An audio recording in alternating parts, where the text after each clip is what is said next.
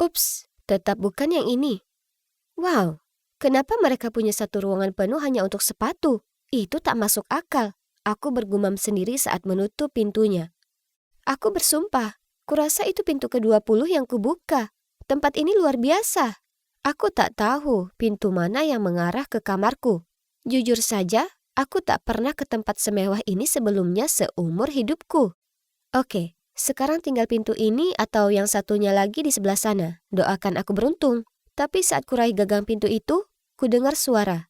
Hei, lelucon apa yang kau coba mainkan padaku lagi? Aku menangkap basah kamu kali ini, Gabby. Tertegun, aku berbalik. Dan, oh wow, sesosok pria yang sangat tampan berdiri di sana, tampak begitu puas dengan dirinya sendiri. Jadi, ini pasti Jaden, kakak laki-laki menyebalkan yang Gabby sudah ceritakan padaku. Hanya saja, dia tak terlihat menyebalkan bagiku. Tapi, baiklah, aku harus tetap pada karakter ini, jadi ku jawab, ya, kurasa aku terlalu sibuk memikirkan hal sampai aku tak lihat kemana arahku. Santai saja, bro. Kemudian aku segera kabur ke ruangan satunya sementara Jaden melihatku kebingungan. Phew, hampir saja. Dan, wah, Gabby ini seorang putri atau apa? Dia tinggal di istana sungguhan. Lihat saja kamarnya. Oh, kalian pasti bertanya-tanya. Ya, aku bukan Gabby. Aku ini Nancy. Jadi, bagaimana bisa Jaden tak sadar kalau aku ini bukan adiknya? Sekarang, biar ku beritahu kalian, ini cerita yang sungguh seru. Aku adalah remaja normal, menjalani kehidupanku yang damai di pedesaan Missouri. Keluargaku tak punya banyak uang, jadi aku bekerja paruh waktu di restoran terdekat, supaya aku bisa menabung untuk kuliah. Ya, ini tak sempurna, tapi aku tahu aku beruntung punya keluargaku yang penyayang. Mereka segalanya bagiku. Nah, ngomong-ngomong, tak jarang untuk sekolah-sekolah dari St. Louis mengadakan trip ke sini untuk menunjukkan para murid bagaimana kehidupan di desa. Dan di hari-hari seperti itu, restoran bisa jadi cukup sibuk dan hari ini tak terkecuali. Pada saat shiftku selesai, aku lelah dan berkeringat.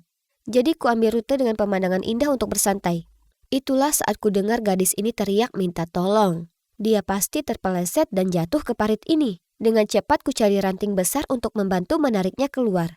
Lalu dia bersihkan roknya sambil mengatakan, terima kasih. Tapi saat dia melihat ke arahku, ya Tuhan, kami berdua melompat takut sampai kami hampir jatuh lagi ke parit itu. Dia benar-benar terlihat sepertiku. Kucubit diriku sendiri untuk pastikan aku tak sedang berhalusinasi atau semacamnya. Maksudku, aku sangat kelelahan karena bekerja. Kami saling menatap tanpa ekspresi selama beberapa saat. Tapi kemudian dia ulurkan tangannya dan menamparku. Aduh, aku mengangkat alisku padanya. Dan dia hanya nyengir balik. Ups, maaf. Hanya memastikan ini bukan mimpi. Itulah saat aku melihatnya, gelang miliknya. Liontinnya berbentuk aneh. Bentuk aneh yang sama seperti milikku. Kuulurkan pergelangan tanganku untuk memasukkan liontin di gelangku ke gelangnya. Dan liontin itu membentuk kupu-kupu. Ada lagi, yang terukir di bagian belakangnya adalah ulang tahun kami, 3 November. Ya Tuhan, pantas saja. Aku selalu bertanya pada orang tuaku kenapa mereka membelikanku gelang yang jelek. Ternyata itu adalah sebagian dari satu kesatuan, jeritnya. Jadi, menurutmu kita adalah kembar? Aku masih syok, tapi aku bisa bergumam. Pastinya. Dengan gembira dia bertepuk tangan lalu menarikku ke dalam pelukan. Dia bilang namanya Gabby dan karya wisatanya membosankan sekali, jadi dia berkelana. Lalu akhirnya tersesat dan terjebak. Kemudian ku beritahu dia tentang keluargaku tersayang dan dia menceritakan soal kehidupan kotanya. Menurutku kehidupannya terdengar hebat, tapi tidak menurutnya. Tidak, sungguh sangat membosankan di sana. Aku hanya ingin hidup yang bebas drama dan bahagia sepertimu. Itu masuk akal sekarang. Aku paham kenapa orang tuaku lebih sayang pada kakakku dibandingkan aku. Aku ini jelas diadopsi. Tapi, hey, paling tidak kau punya teman-teman dan pergi ke sekolah yang bagus. Sekolah? Itu bagian terburuknya. Aku membencinya. Kemudian dia terdiam dan menoleh ke arahku. Nancy, aku punya ide yang sangat hebat. Bagaimana kalau kita bertukar tempat? Itu gila. 1 jam yang lalu kukira aku ini anak tunggal. Dan sekarang aku sedang menatap kembaranku. Gabby tampak bersikeras bahwa bertukar tempat adalah ide terbaik yang pernah ada. karena aku akan rasakan kehidupan kota sekaligus membantunya menghadapi ujian yang akan datang. Ini kedengarannya menggoda. Maksudku, tidak setiap hari saudara kembarmu yang lama hilang muncul dan menawarkan padamu petualangan sekali seumur hidup, ya kan? Kami tak punya banyak waktu untuk membahasnya lagi. Jadi kami cepat-cepat bertukar pakaian, telepon, dan instruksi lebih lanjut tentang hal lainnya akan dibahas nanti lewat telepon. Kemudian, kutunjukkan padanya jalan menuju rumahku. Dan aku menuju ke kerumunan murid yang ramai berbaris naik bus kembali ke kota. Tiba-tiba, seorang gadis menepuk pundakku dan dengan nada kesal berkata, dari mana saja kau? Rambut pirang, bando warna merah jambu, dan memakai kalung berliontin hati di atasnya. Yah, ini pasti Katie, sahabat Gabby. Aku mengikutinya naik ke bus, kemudian menguap dan mengatakan padanya aku kelelahan. Aku pura-pura tidur selama perjalanan pulang, jadi dia tak akan mulai percakapan lebih lanjut denganku. Jadi setelahnya, semuanya berjalan dengan lancar. Hingga aku pulang dan tak tahu di mana aku biasanya tidur. Tapi sekarang sudah tak apa, karena aku aman berada di kamar Gabby. Kepala pelayan mengetuk pintu, memintaku turun untuk makan malam. Aku tahu, fakta bahwa mereka punya kepala pelayan itu sungguh gila. Tapi aku berbohong saja aku sudah makan banyak di perjalanan. Tak ada waktu untuk makanan sekarang. Aku perlu belajar sebanyak yang kubisa tentang orang-orang ini. Ku periksa kamarnya dan melihat-lihat buku tahunannya, foto-foto keluarga, apapun. Kukira aku siap untuk bersekolah sebagai Gabby besok. Tapi, ya, andai semudah itu. Keesokan paginya, dengan gugup aku turun ke bawah untuk pergi ke sekolah. Dan tentu saja sekarang aku harus menemui semua anggota keluarga. Saat melihatku, semua obrolan ringan mendatangiku.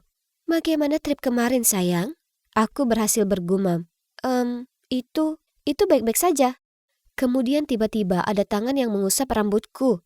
Hei, ku ambil roti lapis selai kacang dan jelimu ya. Tahu tak kau makan? Aku menoleh untuk memeriksa dan melihatnya nyengir padaku sebelum dia keluar. Ya ampun, kukira aku akan meleleh dalam genangan air. Dia sangat tampan. Aku hanya ingin mengikutinya. Tapi kemudian ayah berdehem. Gabriela, bisakah kita buat hari ini bebas dari keluhan gurumu? Ya Tuhan, Gabby, apa yang kira-kira kau sudah perbuat? Aku menelan ludah, mengangguk sebagai jawaban, lalu bergegas keluar dari sana. Dengan canggung aku berlama-lama di depan kediaman megah itu. Ini adalah tempat di mana bus menurunkanku kemarin. Jadi, semoga saja memang begini biasanya. Kemudian tiba-tiba, seorang pemuda berwajah seram parkir di seberang jalan dan berteriak padaku. Sayang, kau sedang apa? Ayo masuk. Aku? Aku ini kekasihnya? Oh, jadi dia adalah Dylan, pacar saudara kembarku. Aku berjalan mendekat dan dengan enggan naik ke kursi belakang. Hei, ada apa? Apa kau masih marah padaku karena membiarkanmu pergi karya wisata sendirian? Ayolah, katamu itu tak masalah. Aku tak tahu harus berkata apa padanya, jadi aku terus diam dan menatap keluar jendela. Ayolah sayang, maksudku ini konyol. Kita berdua tahu duduk di belakang selalu membuatmu mabuk perjalanan. Ya ampun, aku harus mengatakan sesuatu untuk membuat cowok ini tutup mulut ya? Tidak, semuanya baik di antara kita. Hanya saja aku agak tak enak badan. Aku perlu istirahat, itu saja. Dan lebih longgar di sini. Nah, sepertinya itu membuatnya lebih tenang. Tapi aku terus memergokinya menatap aneh padaku lewat kaca spion. Lihatlah dia. Gabby dan aku mungkin kembar, tapi selera cowok kita benar-benar berbeda. Dylan terlihat seperti tipe cowok nakal. Rambut hijau, hidung bertindik, dan mengendarai mobil sport yang mentereng. Sementara aku memilih cowok manis dan lucu, seperti Jaden. Tapi aku tak mau dengan tak sengaja mengacaukan hubungan adikku juga. Jadi saat kami sampai di sekolah, aku harus memberinya kecupan di pipi memastikan kami baik-baik saja. Bau parfumnya tak enak. Untungnya aku bertemu Katie di parkiran, jadi aku mengikutinya ke kelas. Semuanya berjalan dengan baik, paling tidak sampai kami tiba di kelas bahasa Spanyol. Gurunya, Bu Harrison, memberiku tatapan penuh curiga sejak aku masuk. Ternyata, Gabby tak serahkan tugas rumahnya, dan dia menghabiskan sepanjang waktu di pelajaran sebelumnya dengan mengecat kukunya. Bu Harrison menuntut untuk memeriksa PR-ku hari ini. Nah, tentu saja aku tak tahu aku punya PR. Jadi, dengan suara kecewa, dia berkata, Gabby, sudah 2 tahun dan kamu masih belum tahu cara menggabungkan satu kata kerja pun. Apa kau bangga dengan itu? Tiba-tiba, ku dengar Katie berbisik. Tapi paling tidak dia tahu cara berpakaian, Bu Harrison. Sweaternya kelihatan seolah itu seharusnya dibuang 2 tahun lalu. Kemudian beberapa anak di kelas terkekeh. Ya Tuhan, Katie, itu kasar sekali. Tapi untungnya guru itu tak mendengarnya.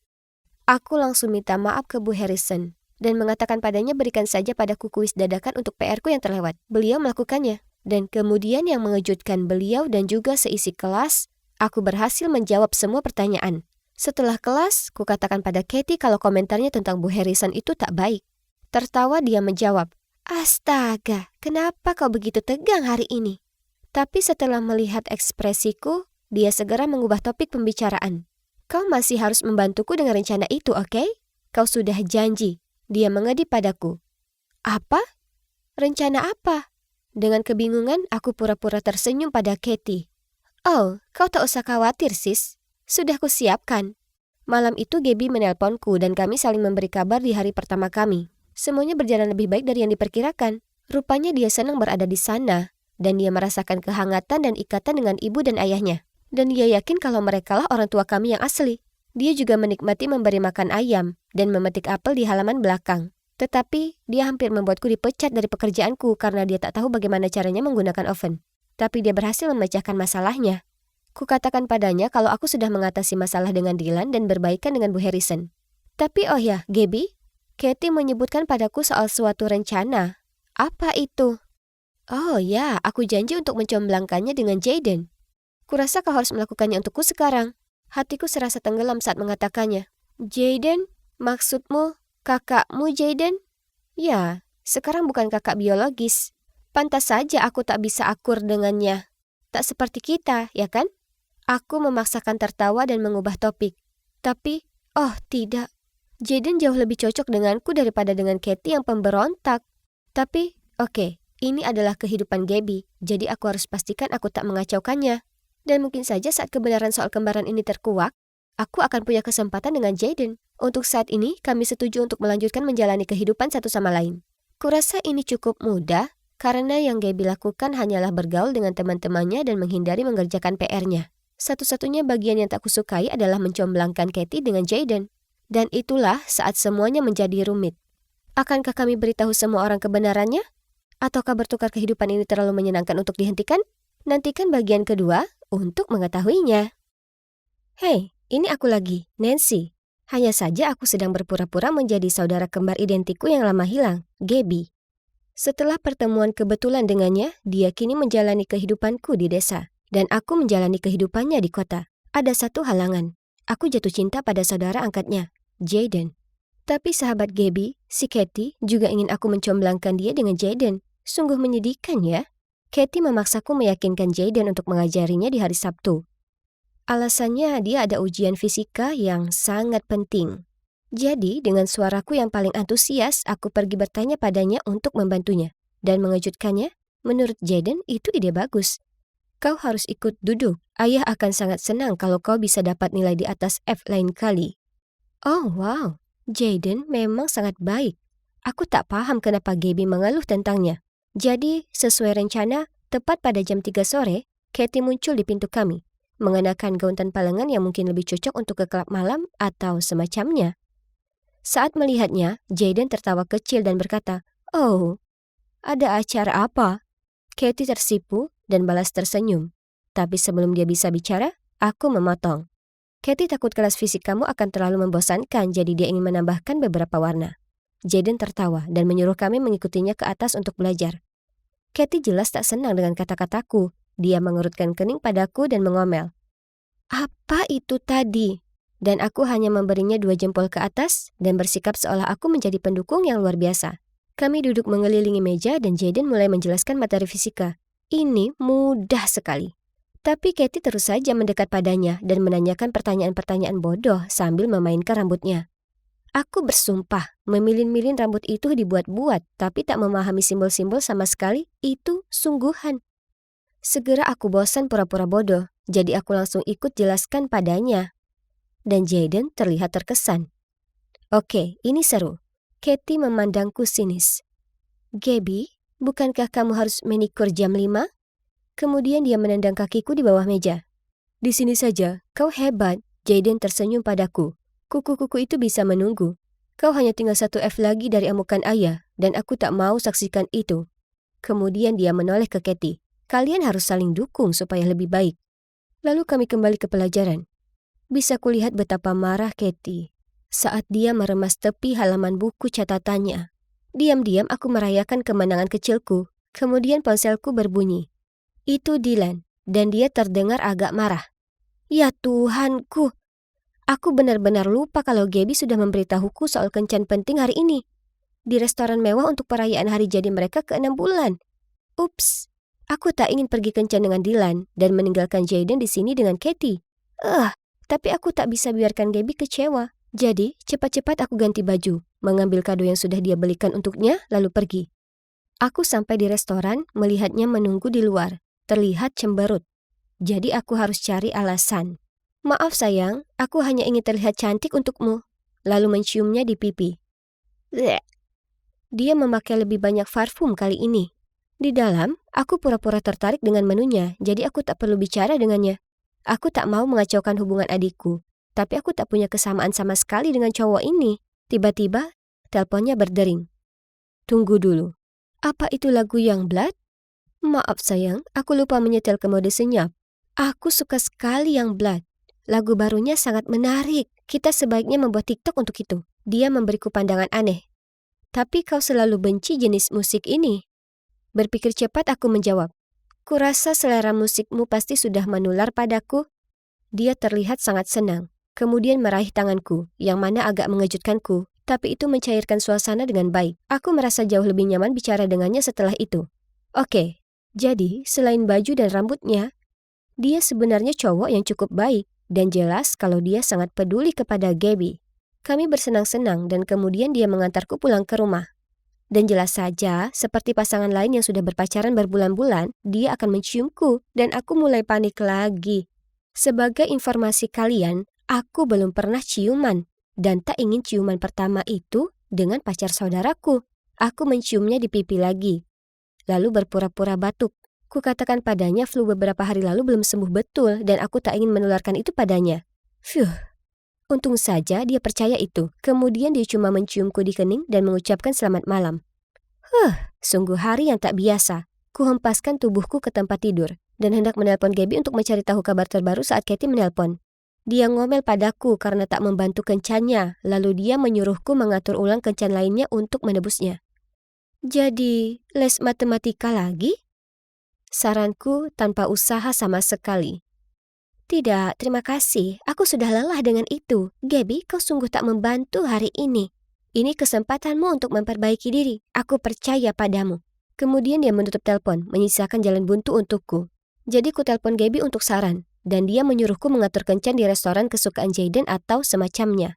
Lalu sepertinya Gabby sadar betapa tak antusiasnya aku terdengar. Dia menambahkan, "Oh, dan Nancy, aku tahu Katie suka berlagak jahat, tapi di balik semua itu, dia sebenarnya cukup sensitif dan selalu jadi teman yang baik untukku. Jadi, tolong usahakan ini berhasil untuknya."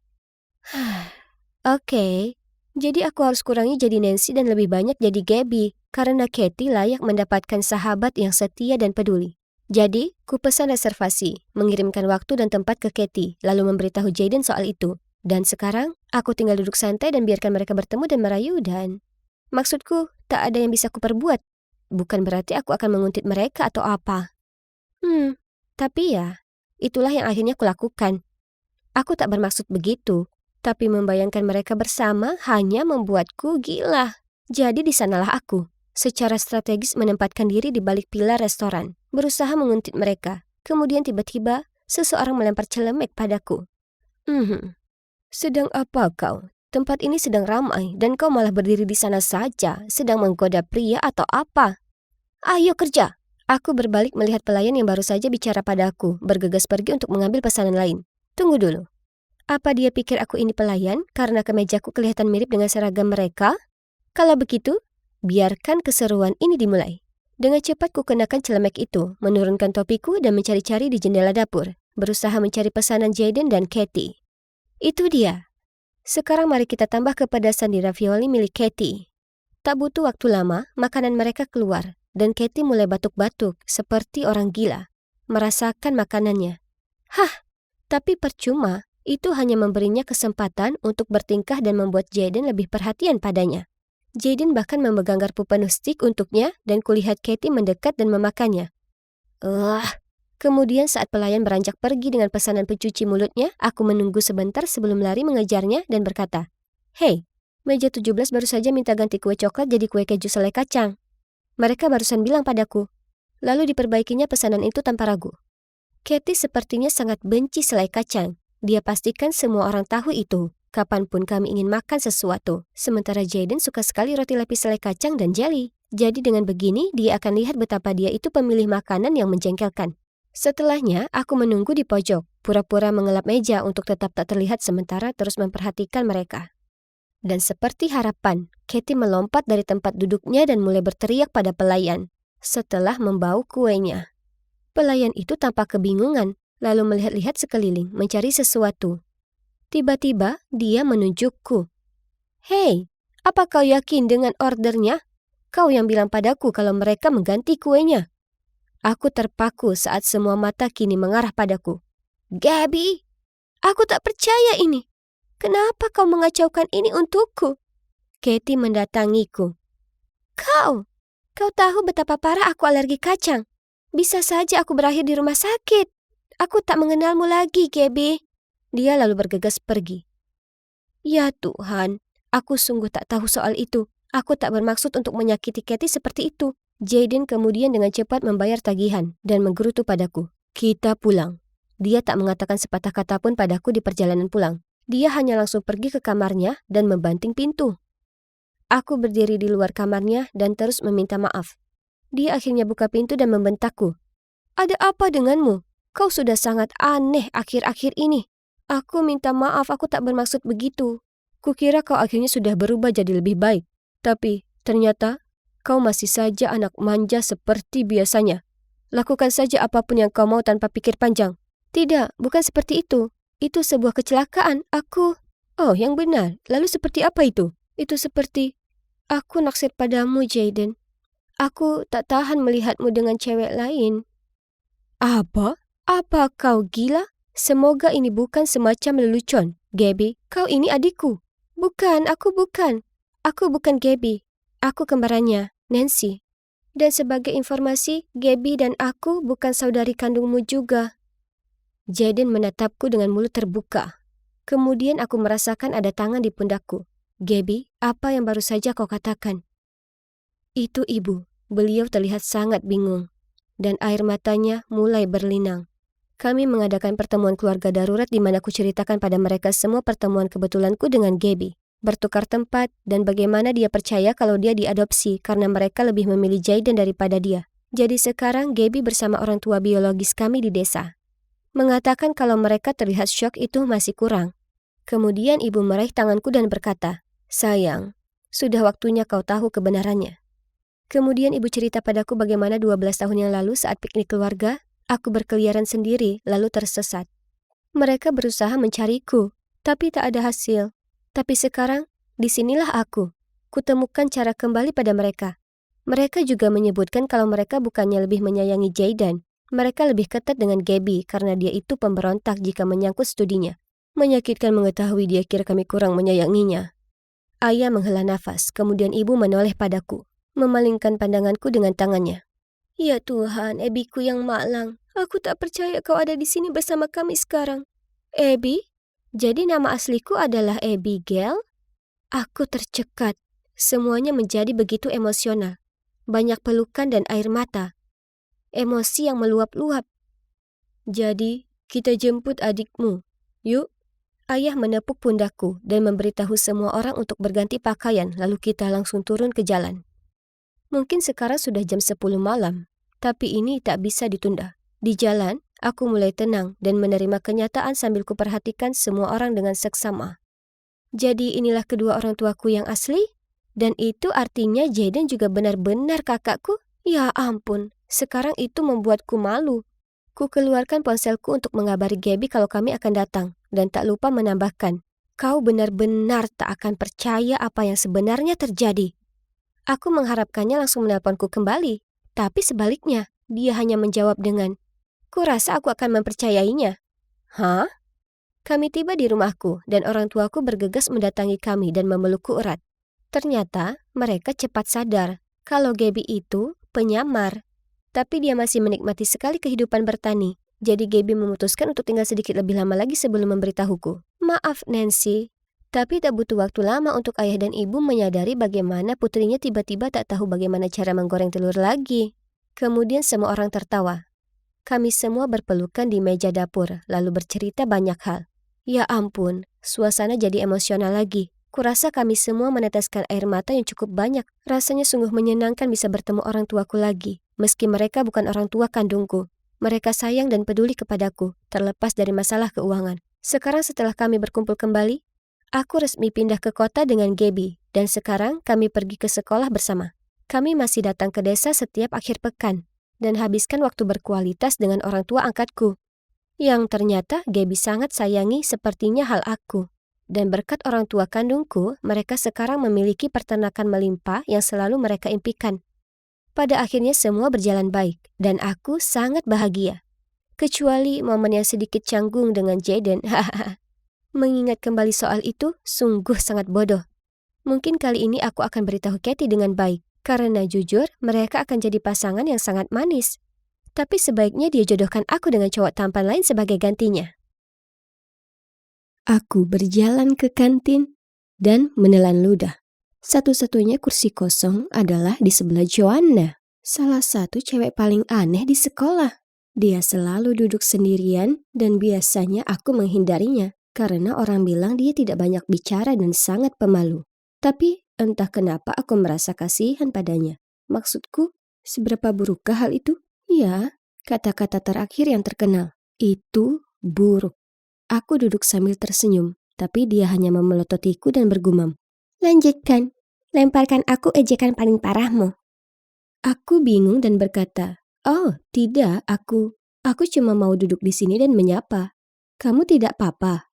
Tiba-tiba, Joanna mulai berbicara dengan kecepatan jutaan mil per jam, dan bilang tentu saja dia tidak baik-baik saja, dan dia harus menemui terapi setiap hari. Kemudian dia menunjukkan kepadaku semua pil yang harus dia minum, dan bilang bahwa dia menderita anxiety yang sangat parah. Aku kaget. Kewalahan dengan TMI, aku merasa tidak nyaman dan berpikir untuk pergi. Tapi kemudian dia meraih tanganku dan berkata, kita berteman sekarang ya kan? Aku belum pernah punya teman seumur hidupku. Kamu adalah orang pertama yang benar-benar bisa membuatku bercerita. Bahkan orang tuaku pun tidak tahu betapa sulitnya menjadi diriku. Wow, aku tidak bisa meninggalkannya sekarang. Aku menepuk pundaknya dan memberitahunya bahwa aku akan dengan senang hati menjadi temannya. Maksudku, paling juga cuma menghabiskan makan siang bersama atau pergi minum kopi, itu akan baik-baik saja. Namun, penafsiran Joanna terhadap seorang teman sedikit berbeda dengan penafsiranku. 3 hari kemudian, aku terlambat pulang dari perpustakaan, jadi aku langsung menuju kamarku seperti biasa dan mulai ganti baju. Ternyata aku menemukan Joanna tepat di belakangku saat aku berbalik, dan aku hampir membangunkan seluruh gedung dengan teriakan ketakutan. Oh hei teman sekamar, katanya sambil tersenyum lebar. Apa? Ini gila. Teman sekamar? Apa maksudmu? Dia hanya tertawa dan bilang dia merasa kesepian di asramanya sendirian. Dan karena aku punya kamar ganda, dia bertanya kepada pengawas asrama apakah dia bisa tinggal bersamaku. Menurutku ini tidak terlalu buruk. Maksudku, aku juga terkadang merasa kesepian. Jadi malam itu kami begadang ngobrol sampai larut malam. Dan sejujurnya, senang rasanya punya teman sekamar. Kami menjadi cukup dekat dan beberapa malam kemudian, kami menonton film malam hari. Joanna menoleh ke arahku dan berkata, Carrie, ada sesuatu yang harus aku sampaikan kepadamu. Oh tidak, pastinya tidak ada lagi hal-hal mengganggu yang tersisa. Bagaimana cewek ini mengatasinya? Tapi kemudian dia mulai tersipu dan berkata, aku suka seseorang. Namanya Mitch.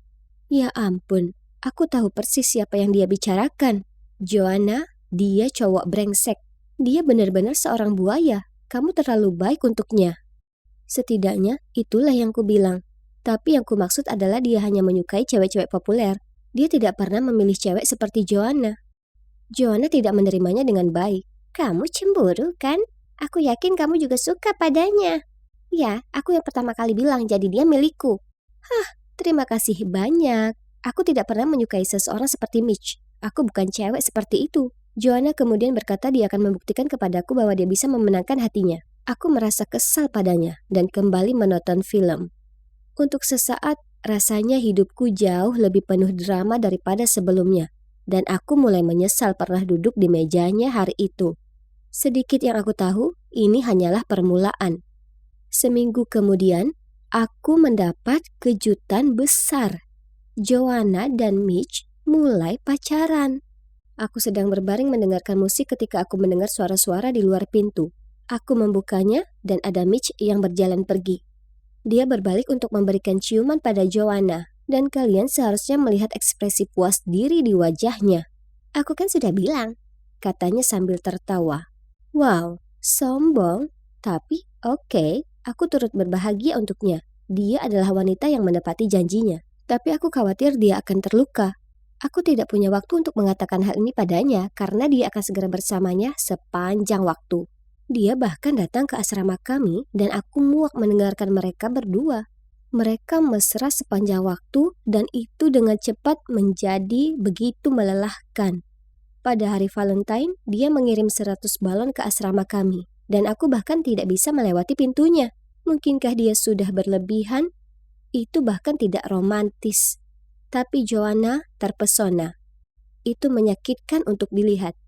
Tapi tidak sesakit melihat Mitch berjalan di sepanjang jalan sambil menggandeng tangan cewek lain. Aku membeku. Ini tidak mungkin. Aku segera mengirim pesan kepada Joanna untuk menanyakan bagaimana keadaan antara dia dan Mitch. Dia segera menjawab, semuanya baik-baik saja. Kenapa? Jadi, aku menceritakan padanya apa yang kulihat. Tapi aku tidak mendapat jawaban. Aku bergegas kembali ke asrama kami dan bertanya kenapa dia mengabaikanku dan apakah dia baik-baik saja. Tapi dia mulai berteriak kepadaku dan mengatakan aku mencoba merusak hubungan mereka karena aku cemburu. Jelas sekali dia tidak mempercayaiku. Ku bilang kalau aku mengatakan yang sebenarnya. Tapi dia bangkit dan pergi, membanting pintu di belakangnya. Segalanya menjadi canggung setelah itu. Dia mengabaikanku di asrama, mengabaikanku di kelas, dan tidak membalas SMS-ku. Dan dia masih membawa Mitch kembali dan bermesraan di hadapanku. Akhirnya, aku tidak tahan lagi dan memintanya untuk pindah. Tapi aku tidak menyangka apa yang akan terjadi selanjutnya. Joanna marah besar. Dia mulai berteriak. Apa masalahmu? Untuk pertama kalinya dalam hidupku, aku bahagia dan seseorang mencintaiku. Dan kamu malah mencoba menghancurkan ini untukku. Dan sekarang kamu ingin mengusirku? Bukan salahku kamu jomblo, Carrie. Mungkin jika kamu berhenti cemburu sebentar, seseorang akan menyukaimu kembali. Aku tidak percaya padanya. Aku ingin berteriak. Dia yang terburuk. Dan keesokan paginya, keadaan menjadi lebih parah. Aku sedang duduk bersama beberapa teman sebelum kelas dimulai. Ketika tiba-tiba, Joanna masuk dan menangis. Orang-orang berlari ke arahnya dan bertanya apakah dia baik-baik saja, dan saat itulah darahku menjadi dingin. Dia mulai mengatakan betapa aku telah menjelek-jelekan pacarnya, dan sekarang aku ingin mengusirnya dari asrama kami. Dan kemudian aku mendengar suaraku. Aku menoleh, dan dia mengeluarkan ponselnya dan memutar rekaman pertengkaran kami. Tentu saja, dia mengeditnya agar membuatku terdengar seperti orang jahat. Bahkan teman-temanku pun terlihat kaget. Dan Joanna menceritakan pada mereka bahwa aku adalah seorang cewek bermuka dua, tidak berguna. Dan aku suka bergosip tentang semua orang di belakang mereka. Aku mencoba menjelaskan kepada semua orang bahwa Joanna berbohong, dan dia cuma sedang marah. Tapi semua orang menatapku dengan kaget. Sepertinya mereka mempercayainya. Aku tercengang. Kemudian keesokan harinya aku melihat Joanna menunjukkan beberapa foto di ponselnya kepada teman-temanku. Itu adalah tangkapan layar teks dariku. Tapi dia mengeditnya untuk membuat diriku benar-benar seperti monster. Suatu kali, Joanna mengirim pesan kepadaku, mengejek rambut temanku Valerie sebagai rambut paling jelek yang pernah ada. Dan aku bercanda bahwa dia pasti memotongnya sendiri. Dan ada pesan di mana Joanna berbicara tentang bagaimana Mitch mengatakan bahwa mantannya Anna, yang juga ketua kelas kami, pasti menggoda guru ekonomi untuk mendapatkan nilai bagus. Dan aku berkata, apa mungkin Anna sudah terlalu buta oleh cinta? Bukan hanya selingkuh dengan pria beristri, tapi pada dasarnya melakukan penipuan akademis. Menurutku, dia tidak akan melakukan itu. Tapi tentu saja, Joanna telah memotong kalimat terakhir itu, dan dia juga menunjukkan perannya dalam percakapan tersebut. Ngomong-ngomong, aku terlihat seperti teman paling jahat yang pernah ada. Aku mencoba memberitahu mereka apa yang dilakukan Joanna, namun mereka terlalu terluka untuk mempercayaiku. Tapi bukan itu saja. Soalnya, Joanna telah mengirimkan pesan ini ke seluruh sekolah. Sepanjang sisa hari itu, orang-orang mendatangiku dan mengatakan bahwa aku hanyalah cewek yang kejam. Lalu saat makan siang, aku duduk-duduk di tempat biasa bersama teman-temanku. Dan tiba-tiba mereka semua melompat dan meninggalkanku sendirian di sana. Aku bisa mendengar semua orang berbisik tentangku. Dan kemudian cewek paling populer, Amy, mendatangiku dan berkata bahwa aku mengecewakan perguruan tinggi ini dan aku bahkan tidak pantas berada di sini. Aku tidak bisa menahan air mataku, jadi aku bergegas kembali ke asramaku. Tapi yang berdiri di sana dengan tangan terlipat menghalangi pintu adalah pengawas asrama. Dia berkata bahwa dia telah menerima laporan tentang kelakuanku dan aku punya waktu 1 minggu untuk keluar dari asrama. Aku tidak mengerti apa yang sudah aku lakukan. Rupanya orang-orang memberitahunya bahwa aku ingin dia dipecat. Lalu aku ingat Joanna mengucapkan kata-kata yang persis seperti itu dan bertanya kepadaku bagaimana dia bisa melaporkan manajernya. Jadi aku mengiriminya SMS yang menjelaskan cara melaporkannya. Ya ampun, dia bahkan menggunakan itu untuk melawanku. Ini keterlaluan. Aku pergi mencari Joanna. Aku sangat marah. Dia menghancurkan hidupku. Ketika aku sampai di kelas, aku berencana menunjukkan kepada semua orang percakapan obrolan kami yang lengkap, tanpa diedit. Tapi aku tidak mendapat kesempatan karena Joanna menangis histeris, dan semua orang menghiburnya. Dia mengatakan betapa menyiksanya tinggal bersama aku, dan dia harus minum obat untuk menangani perilakuku. Cukup, beraninya kamu. Aku berteriak. Kenapa kau lakukan ini padaku? Apa yang pernah aku lakukan padamu? Joanna tentu saja mulai menangis lebih keras lagi. Dan semua orang menatapku seolah mereka ingin membunuhku. Aku berjalan keluar dari sana dengan perasaan benar-benar kosong. Aku kehilangan teman-temanku, asramaku, reputasiku, dan harga diriku. Semua karena ular itu. Aku masih tidak tahu apa kesalahanku. Semakin aku mencoba memahaminya, semakin banyak orang yang membela Joanna. Itu tidak ada gunanya. Tidak ada yang mendengarkan penjelasanku. Akhirnya aku mengabaikan mereka semua, keluar dari asrama dan bersikap seolah Joanna tidak pernah ada. Untungnya, aku mendapat beberapa teman baru yang mencintai dan mempercayaiku dan tidak pernah memutarbalikkan kata-kataku. Mengenai gosip tentangku yang masih disebarkan orang lain, aku belajar untuk tidak mendengarkannya. Dan sekitar 4 bulan kemudian, aku mendapat email dari Joanna. Aku terkejut.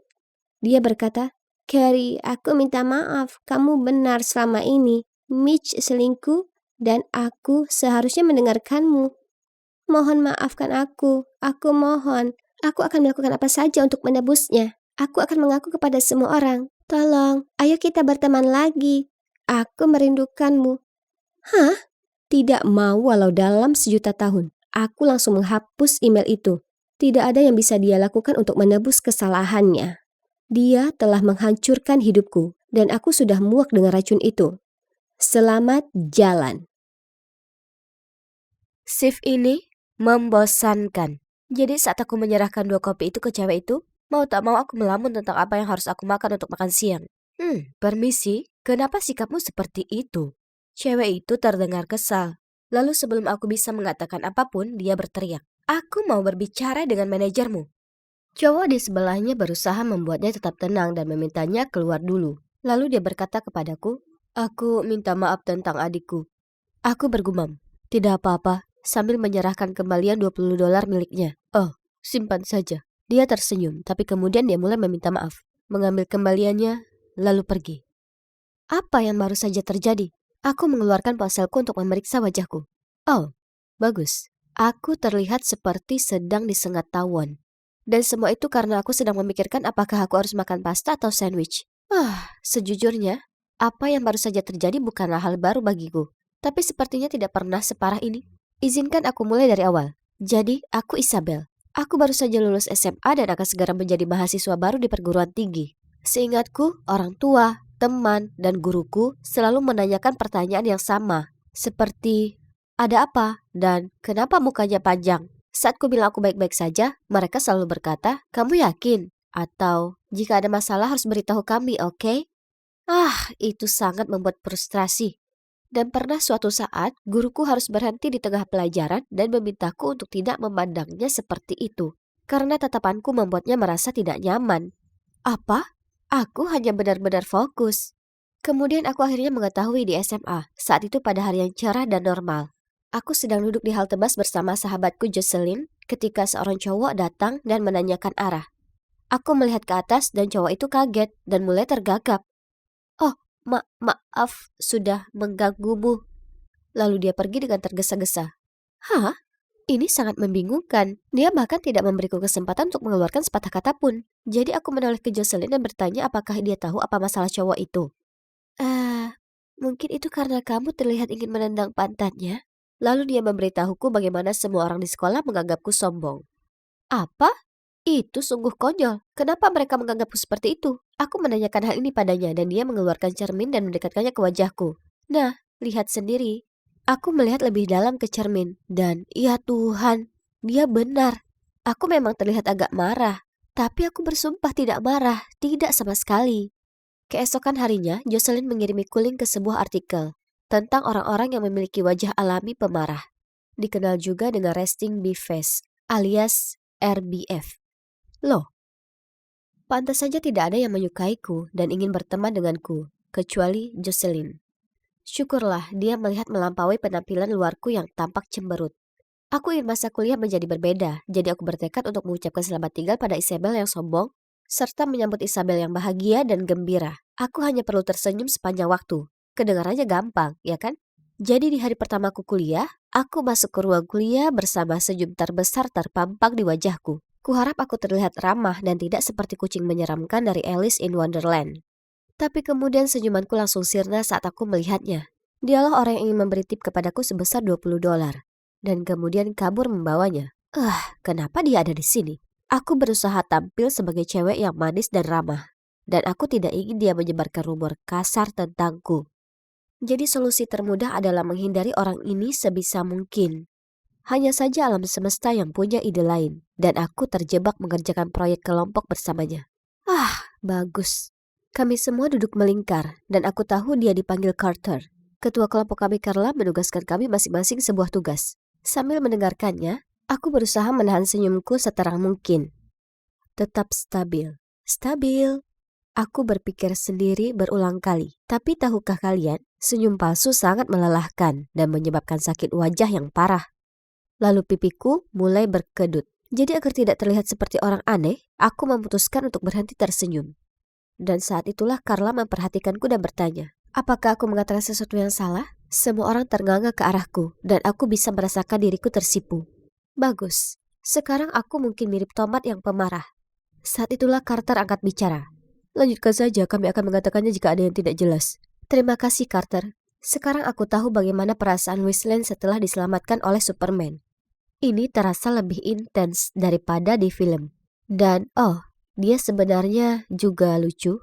Aku merasa sedikit kecewa setelah pertemuan kelompok. Yang ingin aku lakukan hanyalah mendapatkan beberapa teman. Tapi aku sudah memberikan kesan yang salah pada Carla tentang diriku.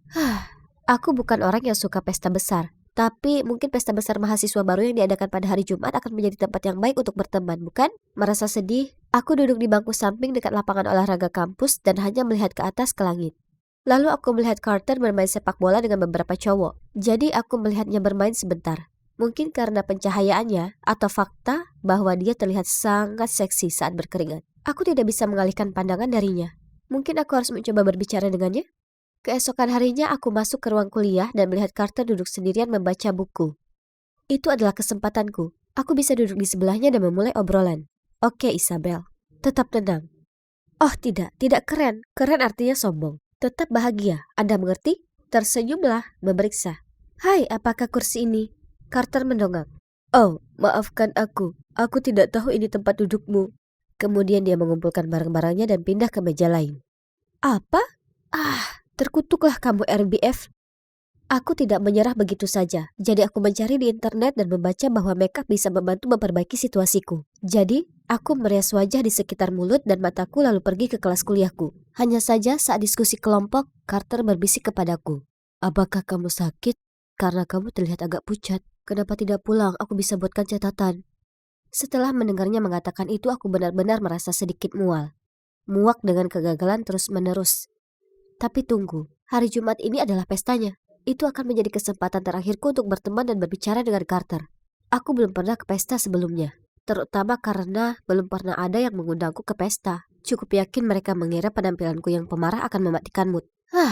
Jadi aku menghabiskan waktu lama untuk mempertimbangkan baju, memilih gaun berwarna cerah agar aku terlihat lebih ceria. Saat aku masuk ke pesta, aku tidak bisa berhenti gemetar. Setiap orang terlihat bersenang-senang, sementara aku terlihat seperti anak pemarah yang merindukan mamanya. Tidak apa-apa, Isabel. Tetap tenang, kataku pada diri sendiri. Aku hanya perlu beberapa minuman untuk meningkatkan kepercayaan diriku.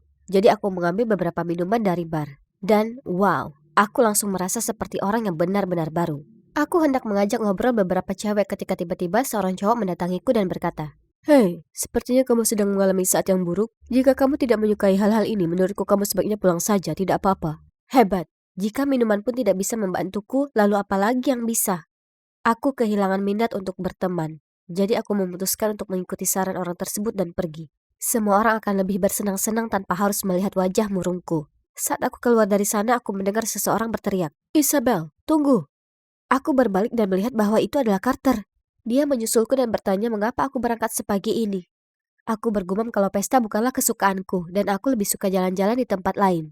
Ya, aku juga tidak terlalu tertarik pada mereka. Bisakah aku ikut denganmu? Aku membeku selama 1 menit, tapi kurasa dia mengira aku marah padanya. Lalu dia meminta maaf dan pergi. Oh, tidak. Tidak mungkin aku akan membiarkan dia lolos lagi. Jadi aku cepat-cepat berkata, "Tentu saja kamu bisa ikut." Tapi yang terdengar adalah teriakan yang keras.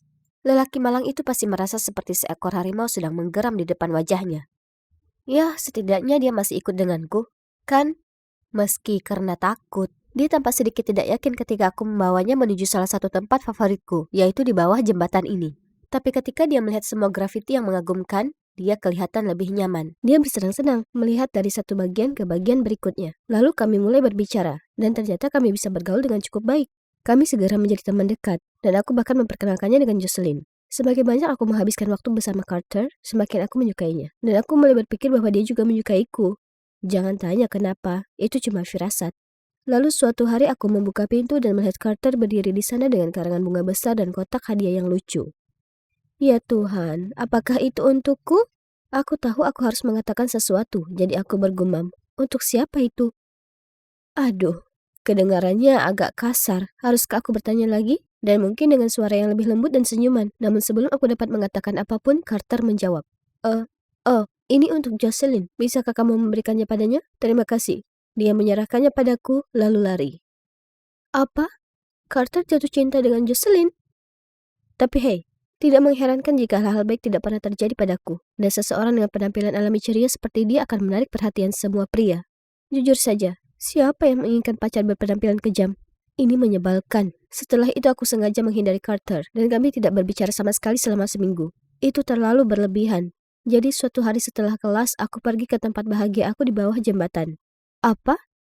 Ada gambar grafiti baru. Sangat besar, jelek, dan menurutku itu untukku. Seperti dalam kata-kata kering yang menetes tertulis, "Aku mencintaimu, Isabel." Aku melihatnya dengan mulut ternganga. Apakah ini lelucon seseorang? Kemudian seseorang muncul di sampingku, dan itu adalah Carter. Ini bukan karya terbaikku, tapi aku sudah mencobanya, katanya malu-malu. Hah? Dia melakukan ini? Tapi kenapa? Kemudian dia melanjutkan. Bunga dan hadiah itu untukmu. Tadi kupikir kamu kesal. Jadi aku panik dan bilang itu untuk Jocelyn. Jadi setelah itu, aku menelponnya dan mengatakan yang sebenarnya. Dia bilang kamu juga menyukaiku. Itu menjelaskan tatapan aneh yang diberikan Jocelyn padaku. Aku akan berbicara banyak dengannya nanti. Kamu tahu aku menggambarnya seminggu yang lalu. Aku mengikutimu setiap hari sepulang kuliah. Bukan dengan cara yang menyeramkan. Aku hanya ingin berada di sini saat kamu pertama kali melihatnya. Dan ya ampun, itu sangat berharga. Lalu dia memberiku senyuman termanis dan menarikku untuk dipeluk. Oh, wow. Cowok ini tahu cara membuat hati seorang cewek meleleh.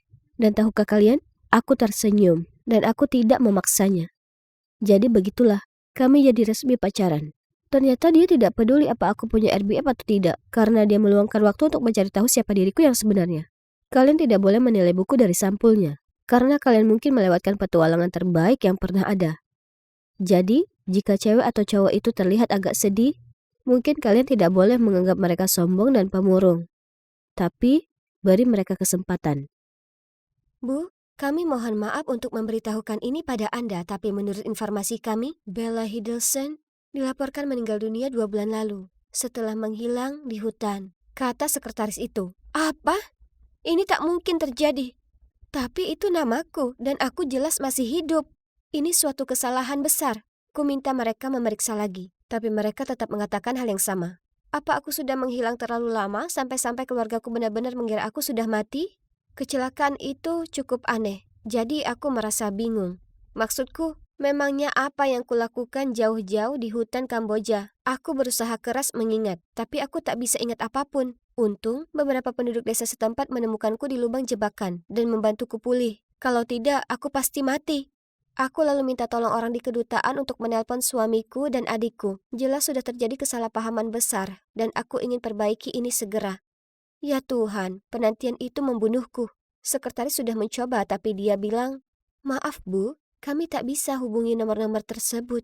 Ini tak bisa dipercaya. Aku terjebak di luar negeri, tanpa identitas, tak ada kontak dengan kerabat, dan aku sudah dilaporkan meninggal. Tapi segera, aku tersadar kalau aku bisa pinjam ponsel seseorang untuk menghubungi kenalanku lewat sosial media.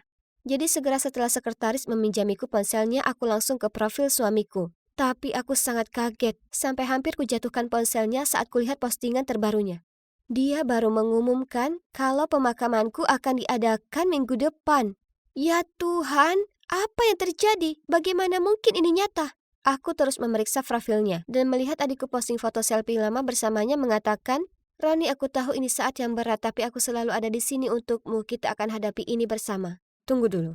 Apa maksudnya? Pertama-tama aku ini tak benar-benar mati. Halo? Selain itu, aku tahu adikku dulu punya perasaan ke Roni. Apa dia mengira dia bisa bersamanya sekarang setelah dianggapnya aku sudah mati? Dasar pengkhianat. Kami dulu sangat dekat, tentunya dia tak akan perlakukan aku seperti ini. Aku harus pulang dan selesaikan masalah ini sampai tuntas. Aku minta bantuan kedutaan untuk menerbangkan aku pulang, tanpa memberitahu keluargaku sebelumnya. Aku ingin memberi mereka kejutan. Percaya atau tidak, hari di mana aku semestinya tiba di rumah adalah hari pemakamanku. Sungguh kebetulan, bukan? Aku langsung menuju tempat pemakaman, dengan menyamar tentu saja. Ku pakai topi dan kacamata hitam besar untuk sembunyikan wajahku, dan duduk jauh di belakang jadi tak akan ada yang perhatikan aku. Ada begitu banyak orang di sana. Keluargaku, teman-temanku, dan bahkan para mitra bisnisku. Sungguh aneh. Kemudian kulihat Roni. Dia tampak letih. Aku ingin langsung lari ke arahnya dan berteriak, "Aku masih hidup, kau bisa bahagia lagi." Tapi kemudian adikku Kylie muncul dan meraih lengannya dan berbisik sesuatu ke telinganya. Dan aku terpaku. Mereka kelihatan dekat, terlalu dekat untuk sekedar kenyamanan. Lalu kemudian kuperhatikan orang-orang di sekitarku berbisik, "Au, tak seburuk itu. Dia akan dapatkan uang yang banyak dari perusahaan asuransi atas kematian Bella." Lalu wanita lainnya berkata, "Tak hanya itu, tapi istri yang lebih cantik dan muda kalau dilihat-lihat." Aku ingin muntah. Roni dan Kylie sekarang saling berpelukan. Semua ini membuatku merasa seolah keberadaanku tak berarti. Tak seorang pun di sini peduli tentangku. Aku tak tahan melihat adik dan suamiku lebih lama lagi. Aku berlari ke jalan dan terus berjalan sampai aku tak sanggup lagi. Kemudian kutemukan sebuah motel untuk menetap. Keesokan paginya, aku menyelinap pulang setelah suamiku berangkat kerja. Aku perlu mengambil beberapa barangku dan sejumlah uang. Rasanya aneh ada di rumah. Semuanya terlihat sama. Tapi kuperhatikan tak ada lagi barangku yang berserakan. Kemudian aku melihatnya. Satu kotak besar di pojokan. Aku lari untuk membukanya, dan di dalamnya ada semua barangku. Aku gemetaran saat kuambil foto perkawinan yang biasanya ada di meja samping tempat tidur kami.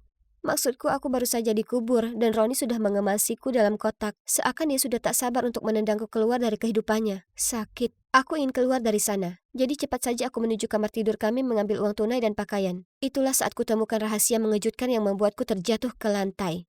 Saat ku keluarkan pakaianku dari lemari, secari kertas aneh terjatuh. Dan coba tebak, kalimat pertama yang menarik perhatianku yaitu rencana kematian Bella. Sketsa itu menunjukkan jalan setapak ke air terjun dan bukti rekayasa di sana-sini. Ya Tuhan, ini rupanya. Aku tahu air terjun itu. Itu cukup dekat dengan tempatku kecelakaan. Jadi, apakah Roni yang sudah merencanakan ini? Apa pikirannya sakit? Apa yang sudah kulakukan padanya sampai pantas menerima ini? Aku harus keluar dari sana untuk menjernihkan pikiran, tapi ada sesuatu yang menarik perhatianku di kios koran. Itu Kylie, ada di halaman depan koran di sebuah artikel tentang bagaimana dia akan jalankan perusahaan menggantikan kakek kami. Terdapat foto Kylie dan Ronnie saat peresmian dan lihat betapa bahagianya mereka. Mereka sama sekali tak terlihat sedih dengan kematianku.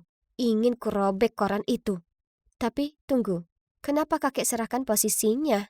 Kakek tak pernah menyebut soal itu, beliau cinta pekerjaannya. Ini kedengarannya tak benar, jadi cepat-cepat aku naik taksi menuju kediamannya untuk cari tahu apa yang terjadi. Sesampainya di sana, aku sangat terkejut. Hatiku hancur melihatnya dipasangkan alat medis. Ternyata setelah dengar berita kematianku, beliau mendapat serangan jantung. Saat melihatku berdiri di pintu, beliau sangat terkejut sampai hampir terjatuh dari ranjangnya. Kami berpelukan dan menangis, lalu kukatakan padanya semuanya adalah kesalahan besar. Wah, aku sangat lega bertemu dengannya. Aku bisa lihat kakek lelah, jadi ku biarkan dia istirahat lalu akan menjenguknya lagi. Kemudian saat menuju keluar aku bicara pada asistennya Cody. Aku perlu bantuan.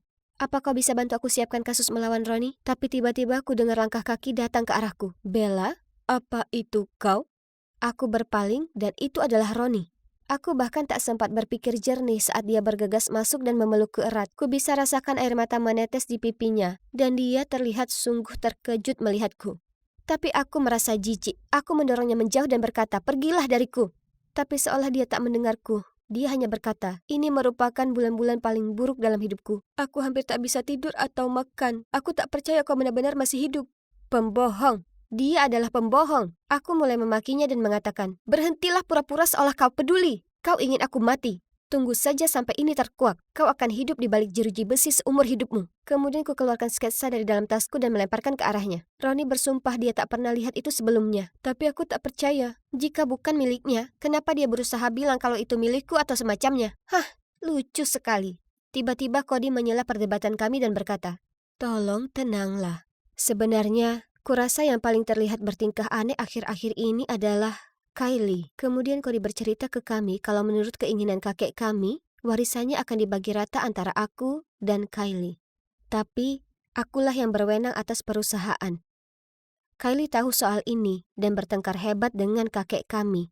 Dan tak lama setelah kecelakaanku, kesehatan kakek menurun. Bukannya membiarkan kakek berduka atas kematianku, Kylie malah memaksanya menyerahkan usaha jadi atas namanya, supaya dia bisa mengurus semuanya. Kemudian Ronnie berkata, "Bella, Kylie yang merencanakan perjalanan kita, lalu kau tiba-tiba menghilang. Aku mencarimu di Kamboja berminggu-minggu, tapi Kylie membujukku agar pulang karena kakekmu juga sakit keras. Kemudian polisi membatalkan kasusnya, dan Kylie terus menyuruhku mendaftarkan surat kematianmu. Aku tak seharusnya dengarkan dia, aku menyesal. Berhenti menyalahkan orang lain atas masalahmu." Aku menghardik Ronnie, tapi dalam hati, aku merasa sesak. Kenapa saudaraku lakukan ini? Kemudian aku mendengar suara Kylie, dan untuk buktikan semuanya, Ronnie menyuruhku dan Cody untuk bersembunyi. Kemudian Ronnie mendatanginya dan berkata, "Kylie, tentang kematian Bella." Sebelum Ronnie bisa selesaikan kalimatnya, dia tersenyum lebar padanya dan letakkan lengan di bahunya. "Nah, sekarang setelah pemakamannya selesai, tak ada yang menghalangi kita untuk bersama. Ya kan?" Ronnie senyum terpaksa. Lalu Kylie tertawa dan berkata, "Ayolah, jangan sedih. Kakakku yang iri itu tak layak mendapatkanmu. Kau tahu, sebenarnya ini rencananya untuk menguji kesetiaanmu. Tapi dia rasakan sendiri akibatnya." Di saat itu kepalaku mulai terasa sakit. Dan tiba-tiba beberapa ingatan lamaku kembali muncul. Sketsa itu milikku. Akulah yang membuatnya. Semua berawal ketika Kylie memberitahuku kalau Ronnie mengkhianatiku, dan aku mempercayainya lalu ku ikuti sarannya memalsukan kepergianku untuk menguji cintanya kepadaku. Bagaimana bisa aku begitu bodoh? Saat aku sadar aku sendiri di hutan itu dan dia tak kembali lagi, aku panik dan terjatuh di lubang perangkap, membuat kakiku terluka dan terjebak. Semua ingatan sudah kembali padaku. Aku tak tahan lagi. Aku lari ke arahnya dan dengan pedih berteriak, "Teganya kau lakukan ini padaku, Kylie." Awalnya dia sangat kaget melihatku, tapi kemudian dia hanya menyeringai dan berkata, "Hah, kau masih hidup? Tapi bagaimanapun sudah terlambat. Perusahaan sekarang jadi milikku. Oh, dan juga Ronnie tersayang." Dia lalu memutar mata dan berkata, "Kau ini hanya anak angkat. Jadi apa yang membuatmu berpikir kau punya hak untuk selalu mencuri segalanya dariku?" Di saat itu kakek kami muncul dan menghentakkan tongkatnya ke lantai. "Kylie, hentikan itu." Kylie hanya merajuk dan berkata, "Jujur, kenapa kakek berikan seluruh perusahaan padanya?" Kemudian kakek kami berkata, "Lihatlah dirimu sendiri, Kylie. Apa kau cukup pantas menjalankan perusahaan? Jawab sendiri." Kau mengecewakan keluarga ini dengan trikmu yang kotor dan keji. Aku tak percaya Kylie masih mengungkit masalah adopsi untuk menyakitiku. Memangnya kenapa kalau aku diadopsi? Itu tak berarti aku bukan bagian dari keluarga ini. Dia selalu iri padaku, meskipun aku tak pernah lakukan apapun. Kylie mulai menangis dan lari keluar dari sana mengatakan dia muak karena merasa tak pernah diistimewakan siapapun. Ya, mungkin kalau dia tak meninggalkanku supaya mati, orang-orang akan lebih menyukainya. Aku sangat kaget dengan apa yang diperbuatnya kepadaku dan semua karena iri. Aku tak bohong, butuh waktu lama sekali untuk mengatasi ini. Aku masih belum bisa memaafkan dia dengan baik, tapi kurasa itu hanya butuh waktu. Sedangkan aku dan Roni, kami telah mengambil alih usaha keluarga, dan aku sadar kalau Roni selama ini setia. Kylie hanya mengarang kalau dia berselingkuh karena dia tak tahan melihatku sangat bahagia. Satu yang pasti, aku takkan pernah menguji cintanya lagi. Tak ada lagi memalsukan kematian buatku. Aku berkedip membuka mataku. Wah, kepala aku terasa pusing. Dan, kenapa aku penuh luka cakaran? Pikiranku benar-benar kosong. Aku tak bisa mengingat apa yang terjadi. Gambaran terakhir yang terlintas di benakku adalah perdebatan sengit antara aku dengan seorang laki-laki. Kemudian aku bergegas pergi, dan sekarang disinilah aku, di tempat yang suram ini. Kurasa ini adalah ruangan bawah tanah atau semacamnya. Di sini dingin dan bau lembab. Sial, aku tak bisa mengingat wajahnya. Aku tahu aku harus keluar dari sini, dan segera. Aku lari ke pintu dan mencoba membukanya, tapi sia-sia. Pintunya terkunci. Kuhentakkan tanganku ke pintu. Siapa saja? Tolong! Aku bisa dengar langkah kaki mendekat. Jadi tanpa menghiraukan telapak tangan yang berdenyut serta tenggorokan yang terbakar, aku menggedor pintu dan berteriak, "Buka pintunya!" Ya Tuhan, itu dia. Pria yang berdebat denganku sebelumnya. Dia membawa setangkup sandwich dan tersenyum lembut padaku. "Oh Alice, anjing kecilku, kau sudah bangun? Kupikir kau mungkin lapar." "Siapa kau? Kau yang membawaku ke sini ya kan? Apa maumu?" Dia tampak bingung. Lalu dengan sedih berseru, "Oh tidak sayang, kau pasti hilang ingatan akibat kecelakaan ini. Ini josmu di sini. Aku cowokmu." Aku mengernyit ke arahnya. Dia memang terlihat tak asing. Tapi cowok yang mana? Kecelakaan apa? Dia tunjukkan pada aku foto-foto di ponselnya. Ya Tuhan, itu aku dengannya. Dan kami terlihat sangat bahagia bersama. Tapi kenapa aku tak bisa mengingat apapun? Kupukul kepalaku dengan tangan karena frustasi, sementara Josh hanya berdiri di sana, bersandar di dinding, menatapku dan terkikik. Jadi, mungkin Josh ini adalah pacarku, tapi itu tak menjelaskan kenapa dia mengurungku di sini. Ruang bawah tanah ini bukan hal yang wajar dilakukan pacar. Aku segera menuju pintu tapi dia menarikku ke pelukannya. "Biarkan aku keluar. Kau pasti punya niat jahat membawaku ke sini." Aku merengut. "Oh ya ampun Alice, kau terlalu banyak nonton film. Kau sungguh tak ingat apapun." Aku memberinya tatapan tidak sama sekali, lalu melipat tanganku. Kukira kecelakaan itu cukup parah. Kita bertengkar lalu kau memaksa mengemudi, padahal kau mabuk dan kemudian menyebabkan kecelakaan fatal. Tak masalah. Kurasa kita tidak seharusnya membahas terlalu jauh soal itu sekarang. Itu pasti membuatmu trauma. Tapi itulah kenapa kuputuskan untuk membawamu ke sini. Jadi polisi tak akan menangkapmu. Apa? Kenapa aku tak bisa mengingat hal yang semengerikan itu? Tapi melihat semua luka di wajah dan tubuhku, mungkin semua benar seperti apa yang Josh katakan. Tidak. Aku harus mengaku. Aku terbata-bata dalam tangis. Apa kau gila? Kau ingin masuk penjara? Tapi... Alice, tak ada tapi. Aku akan melindungi dan menjagamu tetap aman. Ini begitu berat untuk dicerna. Jadi dalam keadaan panik, kudapati diriku sendiri menyetujui rencana gilanya.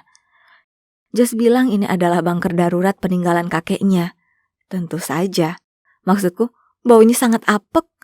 Bahkan tak terdapat jendela, hanya lampu dinding yang berkedip-kedip. Aku merasa seperti berada di film horor.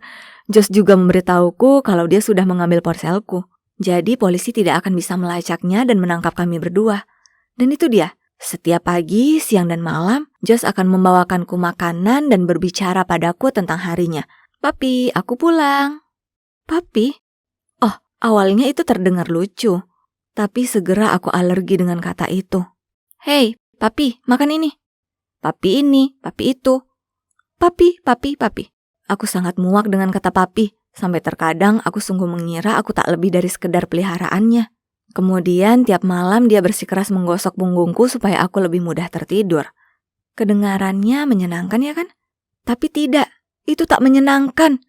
Dia menggosokku sangat keras dan saat ku minta dia hentikan itu, dia hanya tertawa.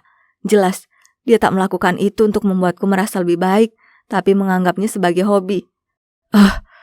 Dan tak hanya itu saja. Beberapa hari aku bangun melihatnya duduk di sana, menatapku dengan seringai lebar di wajahnya. Kemudian, saat ku periksa rambutku, kulihat dia sudah mengikatkan banyak pita-pita kecil konyol di situ. Apa kau gila? Aku bukan anak-anak. Aku menggerutu sembari menarik dan membuang semua benda konyol itu dari kepalaku. Tapi papi, itu kelihatan sangat lucu. Tom selalu suka itu. Aku melotot padanya. Tak perlu berkata apapun lagi. Oh, dan sekedar informasi, ya. Tom itu nama anjingnya yang lama. Oke, jadi aku tak perlu jadi jenius untuk menyadari kalau ada sesuatu yang tak beres dengan pikiran cowok ini. Tapi kemudian semuanya jadi makin aneh. Suatu kali, dia membawa turun makanan untuk kami makan bersama. Itu adalah ayam goreng. Dan segera saat aku membaunya, mataku berbinar. Aku hendak mengambil sepotong saat tiba-tiba dia menarik piringnya menjauh dan menggigitnya cepat. Aku bahkan tak punya waktu untuk bereaksi. Lalu dia memberiku tulang paha ayam yang belum dia habiskan itu. Bantu aku menghabiskannya, papi. Bagian ini terlalu keras untuk dikunyah. Aku memutar mataku padanya dan memerah karena marah. Melihat reaksiku, dia berkata, "Kenapa, papi? Tom selalu suka makanan sisa." "Apa kau gila?" teriakku. "Hei, aku bercanda." "Kau tak bisa menerima candaan?" Dia menyeringai. "Bercanda? Bercanda macam apa itu? Aku sudah muak dengan ini. Tempat ini membuatku gila."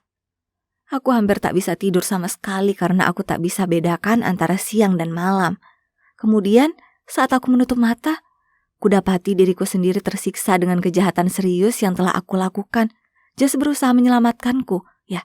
Tapi aku tak minta dia melakukan itu. Aku tak bisa hidup seperti ini. Aku harus menghadapi kenyataan. Aku harus menyerahkan diri. Besok paginya saat Josh membawakanku sarapan, kukatakan padanya apa yang ingin kulakukan. Seperti yang kuduga, dia jadi marah dan melotot padaku. "Alice, kenapa kau sangat ingin pergi ke penjara?" "Aku tak bisa tinggal di sini selamanya. Aku harus menghadapi apa yang sudah aku lakukan. Tapi sangat damai di sini bersama aku." "Damai? Apa dia serius?" "Tentu saja tak terasa damai. Sebaliknya, aku merasa sedang bermain peran jadi peliharaan. Aku menerjang ke depan, tapi Josh langsung menangkapku jadi aku tak bisa bergerak. Ku coba menggeliat dan melepaskan diri, tapi dia laki-laki yang kuat. Tiba-tiba dia menutup hidungku dengan sebuah sapu tangan dan mataku tertutup. Lalu semuanya jadi gelap. Perlahan aku membuka mata. Aku masih di ruangan yang tak asing tapi jeruji. Aku melihat jeruji. Aku di kandang. Kemudian aku menendang sesuatu. Itu adalah mangkuk air. "Papi, kau nakal sekali." "Aku tak bisa kehilanganmu, jadi aku menempatkanmu di sini." Dia menyeringai padaku sambil memberiku sandwich. Aku membuangnya, lalu berteriak padanya agar mengeluarkan aku. Melihat ini, dia langsung pergi dan kembali dengan setumpuk mainan empuk dan menjatuhkannya ke dalam kandang. Semoga itu bisa membuatmu lebih senang. Kemudian dia berusaha menjejalkan sandwich itu ke mulutku. Murka, ku gigit lalu kumuntahkan ke wajahnya, lalu mencibir sambil melempari mainan itu ke arahnya. Ya ampun, beberapa di antaranya bahkan berdecit. Wah, oke. Sikapnya berubah dan matanya jadi menakutkan. "Jika itu yang kau mau, jangan salahkan aku nanti." Semuanya berubah setelah itu. Setiap hari dia hanya memberiku semangkuk biskuit bau. Lalu dia hanya duduk di sana melongo menatapku. Awalnya aku menolak memakannya, tapi pada akhirnya aku sangat kelelahan jadi aku menyerah. Meskipun aku cukup yakin itu adalah biskuit anjing.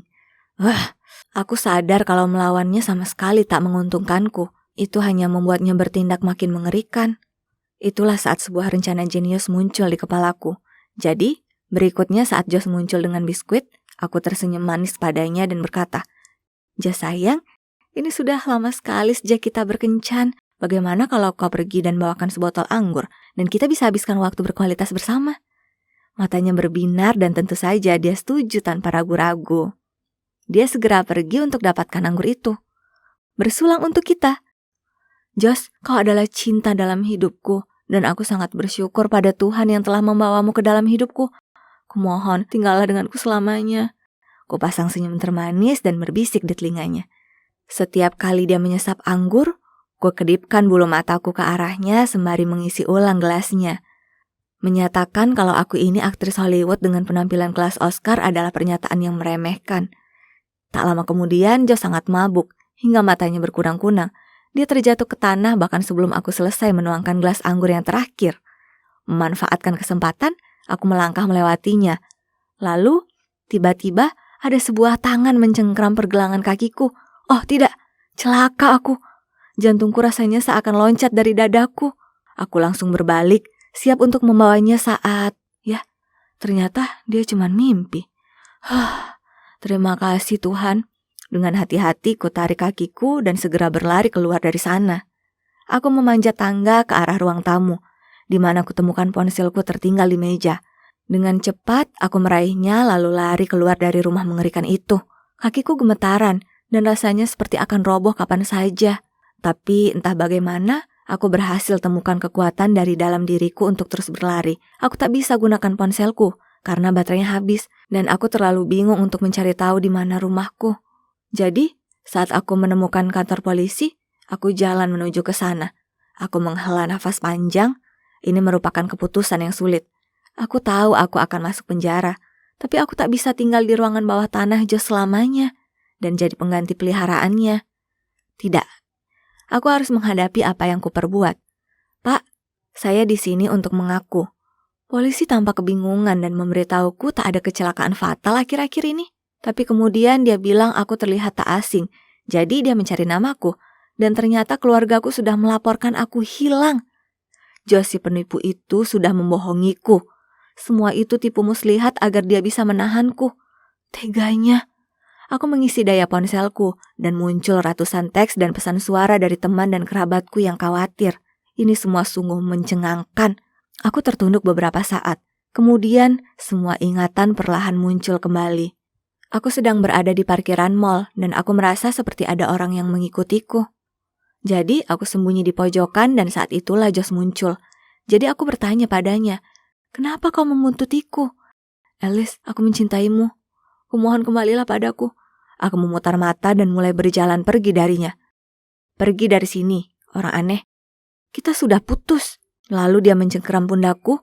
Aku meronta membebaskan diri dan berlari menjauh saat sebuah mobil muncul dan tentu saja. Josh adalah mantanku yang gila, suka mengontrol dan penguntit. Jadi, dia pasti sudah memanfaatkan ketidakwarasanku untuk membawaku kembali ke ruang bawah tanahnya dan muncul dengan rencana gilanya. Kemudian, yang membuat semuanya lebih mudah baginya, ternyata aku kehilangan ingatan, tipikal. Itu adalah mimpi buruk, tapi untungnya sekarang sudah berakhir.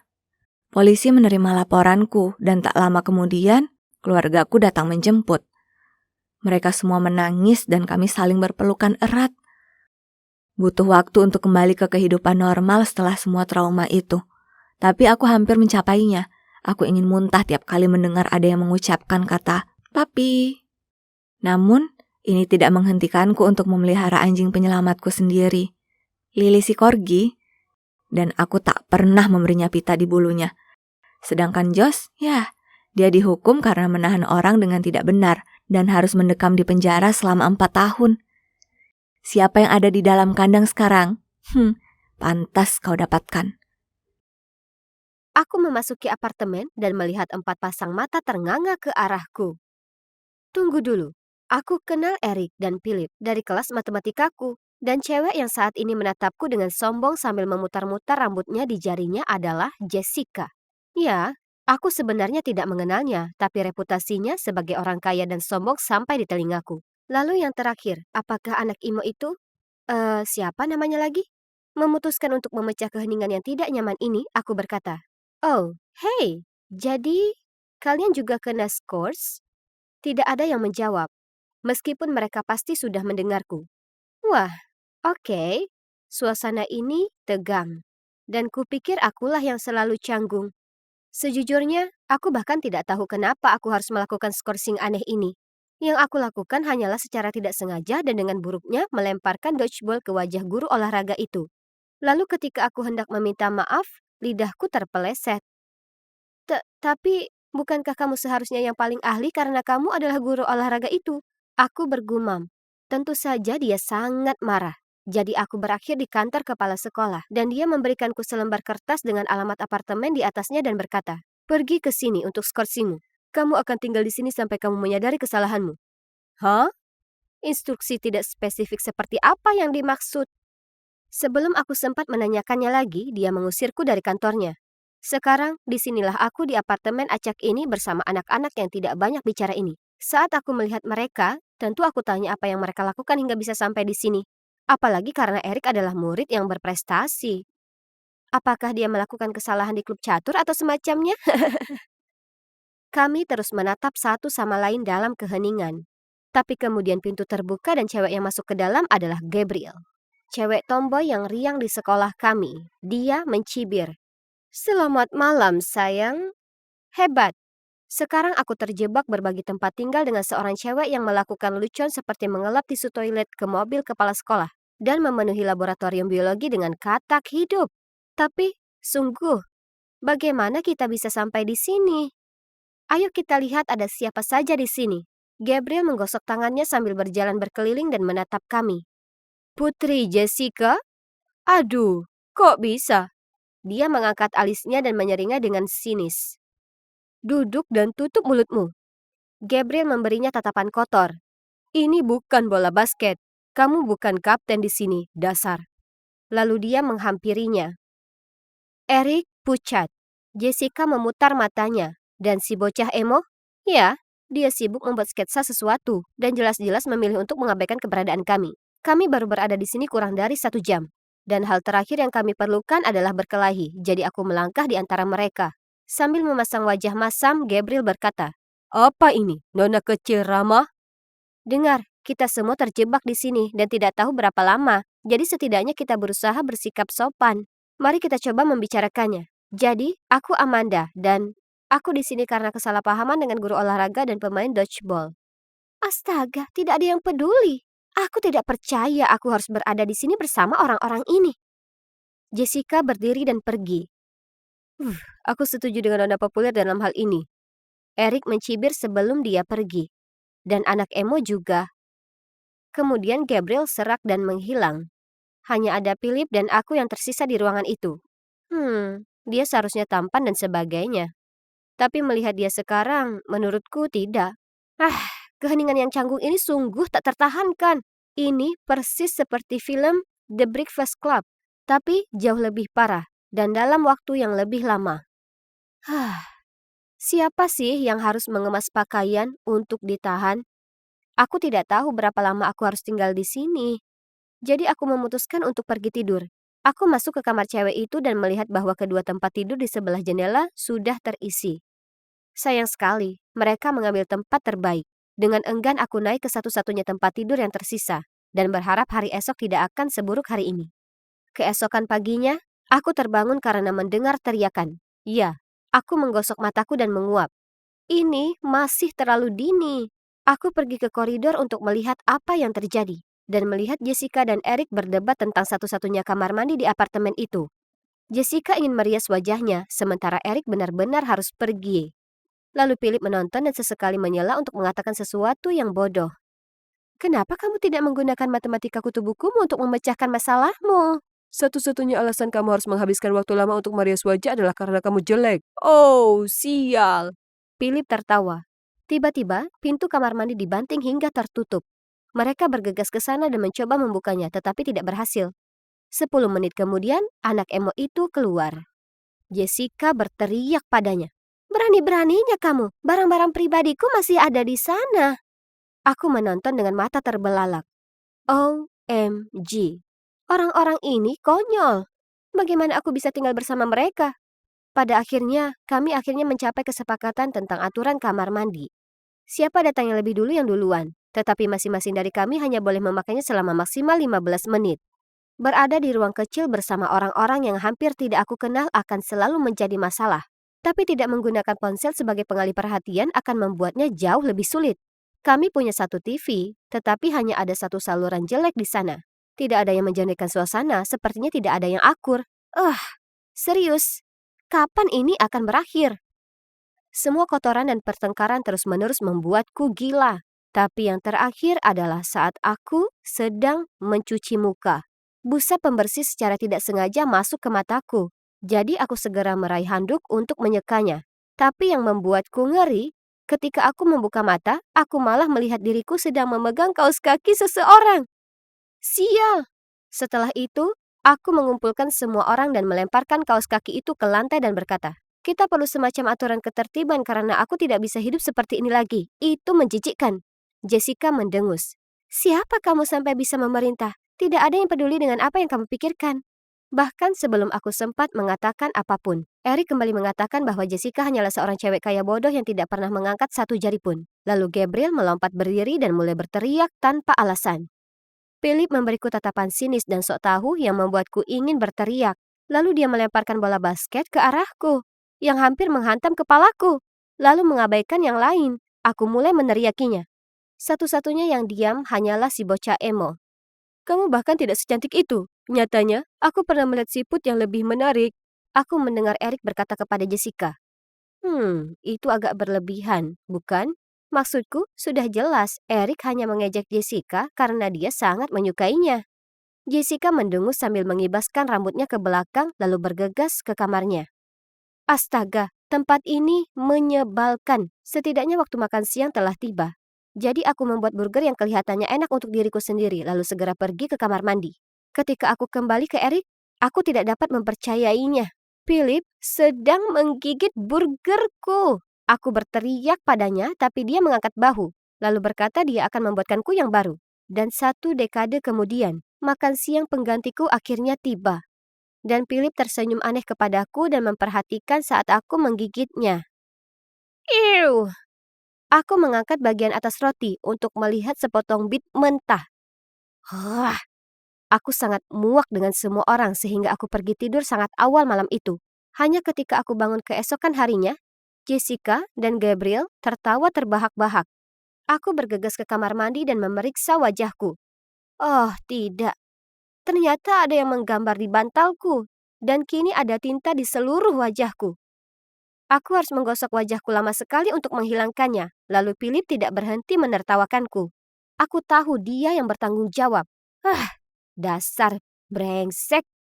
Dan di sisi lain, kami juga mempunyai anak emo yang membuatku muak. Dia tidak pernah mengatakan atau melakukan apapun. Sebaliknya, dia hanya duduk di sana. Biasanya memakai sepatu botnya yang kekar dan terlihat murung. Maksudku, kenapa memakai sepatu bot yang terlihat berkeringat saat dia terjebak di dalam? Sudah waktunya dia angkat bicara. Jadi, aku membuat lelucon agar dia bicara. Saat anak emo itu sedang mandi, Eric dan aku mengisi sepatu kesayangannya dengan mayo. Beberapa saat kemudian, aku mendengar bunyi gedebuk keras. Lalu anak emo itu berjalan aneh melintasi ruangan dengan kaki berlumuran mayo, sambil memegang salah satu sepatu botnya. Apa kalian kehilangan akal sehat? Dia berteriak. Dan jujur saja, aku terintimidasi oleh sisi lain dari dirinya. Lalu entah dari mana, Jessica muncul. Dia menoleh ke arahku dan mendorong bahuku. Itu keterlaluan, ya kan? Oh tidak, kamu tidak melakukannya. Aku tidak akan membiarkan orang seperti dia berbicara kepadaku seperti itu dan lolos begitu saja. Jadi aku mengambil posisi defensif dan memelototinya. Kami akhirnya saling menatap ketika tiba-tiba aku merasakan lengan menarikku ke belakang. Itu adalah Philip. Aku mencoba melepaskan diri dari cengkramannya, yang menyebabkan dia kehilangan keseimbangan, dan dia secara tidak sengaja menyikut Gabriel. Oh, kamu sudah selesai, Jock. Tak lama kemudian Jessica dan aku saling menjambak rambut, dan Gabriel serta Philip saling mendorong. Itu adalah kekacauan. Berhenti, kalian semua! Itu adalah anak emo. Dia memelototi kami dengan marah. Kalian bertingkah seperti anak nakal yang tidak dewasa. Ya, itu tidak terduga. Tetapi aku rasa berhasil karena beberapa detik kemudian kami mulai membereskan kekacauan yang kami buat. Kami tahu ada sesuatu yang perlu diubah. Jadi saat makan malam, kami semua duduk mengelilingi meja dan mencoba menyelesaikan masalah. Yang lain semua menatap makanan mereka dan tidak berbicara. Jadi aku memutuskan untuk memulainya. Jadi, aku di sini karena aku tidak selalu bereaksi dengan baik terhadap situasi tertentu. Entahlah, sepertinya aku sulit mendapatkan teman. Aku terdiam. Kemudian Erik angkat bicara. Satu-satunya kata yang sepertinya diketahui ibuku saat ini adalah belajar, belajar, dan belajar. Menurutku yang kulakukan hanyalah nilai. Jadi ketika aku mendapat nilai B dalam seni bahasa Inggris, aku menyobeknya di depan guru. Begitulah ceritanya. Jessica menyibakkan rambutnya ke belakang lalu berkata, cobalah memiliki semua uang yang kamu inginkan, kecuali orang tua yang paling lalai yang pernah ada. Aku yakin mereka masih belum menyadari kalau aku terjebak di sini bersama kalian pecundang selama berhari-hari, hanya karena aku bilang pada seorang cewek kalau roknya jelek. Aku membantunya. Lalu Phil berseru, ayahku mau aku menjadi kuat dan jantan seperti dia. Aku tidak ingin menjadi seperti dia, tetapi aku khawatir aku akan menjadi seperti dia. Dan aku tidak dapat berbuat apa-apa. Jadi aku melewatkan latihan bola basket, bertengkar dengan pelatih dan ayahku. Dan sekarang aku berada dalam tahanan paling aneh yang pernah ada. Gabriel mencibir. Paling tidak ayahmu ada. Ayahku menghilang selama sebulan. Dan ibuku sudah meninggal. Oh, dan aku di sini karena aku menaruh cat di loker badut. Membalas mereka dengan tepat karena mengejekku. Kata-katanya diikuti dengan keheningan yang intens. Canggung. Tapi aku merasa aku memahami semua orang sedikit lebih baik sekarang. Oh, tapi tunggu dulu. Anak emo itu tidak mengatakan apapun. Hei kamu, aku memandangnya. Jadi, apa ceritamu? Dia mengangkat bahu dan menurutku dia tidak akan berbicara. Tetapi kemudian dengan suara pelan dia berkata, aku Stephen. Aku tidak pernah mengenal ayahku. Ibuku tidak ada, jadi aku tinggal bersama kakek dan nenekku. Aku di sini karena aku mengabaikan kepala sekolah. Tetapi hanya karena aku sedang memakai earphone. Oh, gumamku. Dengar, aku minta maaf soal sepatu buatmu. Akan kubantu membersihkannya kalau kamu mau. Stephen mengangguk. Jessica benar. Aku agak kasar padanya. Kemudian Erik memberikan senyuman canggung dan berkata, Jessica, aku tahu aku telah bersikap brengsek padamu. Tapi itu hanya karena aku menyukaimu. Jessica tidak bergeming. Dia masih terus mengamati kukunya. Mungkin karena jatuh cinta pada cowok sudah menjadi bagian dari rutinitas hariannya. Ya, aku mungkin juga menyukai seseorang. Phil merentangkan tangannya ke belakang kursinya. Sepertinya aku suka menyembunyikannya. Dia menatap langsung ke arahku. Aku merasa diriku tersipu.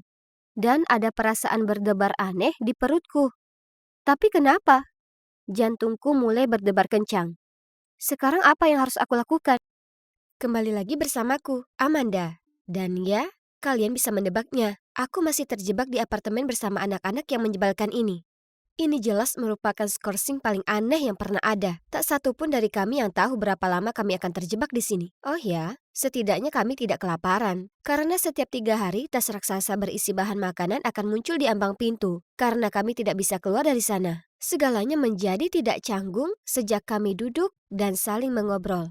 Meski begitu, Erik berubah dari sikap brengsek ke Jessica jadi selalu mengikutinya kemana-mana seperti anak anjing yang sedang mabuk cinta. Contohnya pagi ini, karena dia memberikan sepotong roti panggang untuknya yang sudah dia potong menjadi bentuk hati. Dia memutar matanya sambil mendorong piringnya menjauh.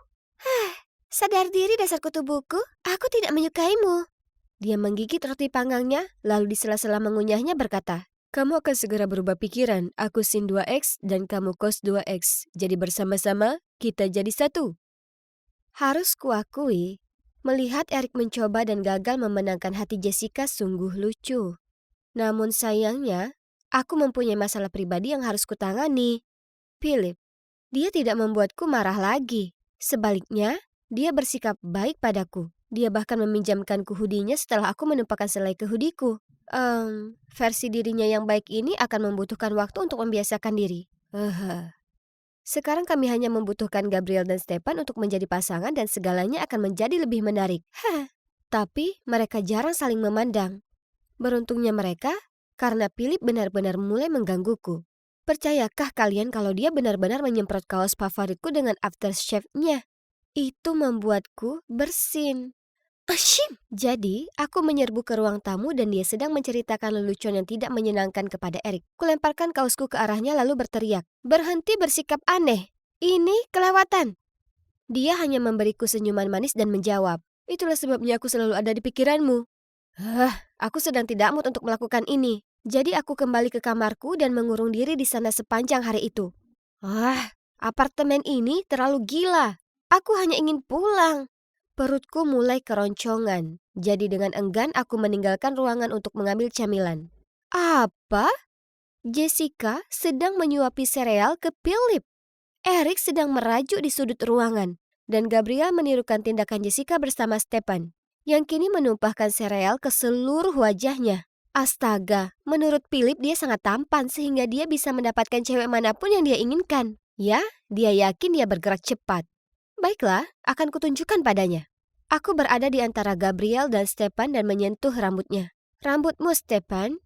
Aku tidak pernah tahu warnanya begitu mengilap. Aku meletakkan tanganku di daguku dan menatapnya dengan tatapan memujanya. Dan dengan suaraku yang paling lucu aku bertanya padanya, "Kamu mau kubuatkan roti French toast?" Stephen menatapku ketakutan dan mencoba menggeliat menjauh dariku. Kemudian Philip dan Jessica berjalan mendekat. Dia mengerutkan kening ke arahku. "Ayolah Ash, kamu dan si Emo, serius?" Gabriel mendengus. "Oh iya, itu lebih baik daripada boneka cantik dan atlet. Oh, tunggu. Sebenarnya, kalian berdua cocok satu sama lain." Stephen diam-diam tertawa pada dirinya sendiri, lalu bergumam, "Benar, orang bodoh harusnya bersama." Tiba-tiba, Jessica menangis. Apa? Kenapa dia menangis? Semua orang terdiam dan memandangnya. "Ayolah Jess, dia cuma bercanda." Aku dengan canggung menepuk punggungnya. Lalu dia berseru, Aku selalu menyukai Stephen, oke?" Hah? Ya, tidak ada di antara kami yang mengharapkan hal itu. Stephen yang malang kelihatannya akan pingsan karena kaget. Jessica pasti sudah mengubur perasaan ini dalam-dalam begitu lama. Dia adalah cewek paling populer dengan reputasi yang patut dijunjung tinggi. Sambil terisak-isak, Jessica memandang Stephen dan melanjutkan, "Aku tahu sama-sama di sini adalah kesempatanku untuk melihat apakah kamu juga menyukaiku. Jadi, aku menyetujui kesepakatan Philip untuk melihat apa kamu akan cemburu." Air mata mengalir di wajahnya. "Tapi kamu cuma menganggap aku ini boneka cantik yang bodoh." Dia menggumamkan permintaan maaf kepada Eric karena tidak peka terhadapnya. Lalu Jessica berkata sambil menangis, "Aku bukan boneka porselen, aku punya perasaan." Dan pergi. Oh wow, aku tidak menyangka hal itu akan terjadi. Kurasa aku merasa kasihan padanya dan juga merasa bersalah. Tapi tunggu dulu, kesepakatan Philip? Oh, jadi dia mengeluarkan itu untuk membuatku iri juga? Malam itu, kami mengadakan pertemuan lagi. Kedengarannya membosankan. Sampai kami mulai mendiskusikan makna di balik skorsing ini. Hei, sejak kapan skorsing bisa berlangsung selama ini? Sudah 2 minggu. Eric kelihatan curiga. Kami semua setuju. Kami belajar cara hidup harmonis bersama, tapi tetap saja, kami harus pergi keluar. Keluargaku juga akan khawatir. Ya kan? Kuharap mereka juga. Kemudian keesokan paginya, Philip sedang mencoba membuka sumbatan ventilasi udara di dapur ketika dia melambai kepada kami. Dia menunjuk pada sesuatu yang kecil dengan lampu merah kecil di atasnya. Dan dia menurunkannya. Itu adalah kamera. "Bisa jadi itu kamera keamanan," Jessica berkata. "Rumahku juga punya beberapa di dalamnya. Kalau-kalau ada penyusup atau semacamnya." Gabriel terkikik. "Duh, rumahmu sungguh mewah. Di sini tidak diperlukan kamera keamanan." Kami memutuskan untuk menyebar dan mencari lebih banyak kamera. Totalnya, kami menemukan 5. Semuanya tersembunyi di sekitar tempat itu, termasuk di dalam pot tanaman dan dipasang di bingkai foto. Sungguh aneh membayangkan akan ada lebih banyak lagi yang tersebar di sekitar tempat itu. Kami berkumpul di ruang tamu untuk mendiskusikan apa yang harus dilakukan mengenai hal ini. Ketika tiba-tiba pintu depan terbuka dan masuklah kepala sekolah dan beberapa pria lain yang belum pernah aku lihat sebelumnya. Hah? Siapa dia? Apakah ini berarti kami akhirnya bisa pulang? Pria lainnya mulai berbicara.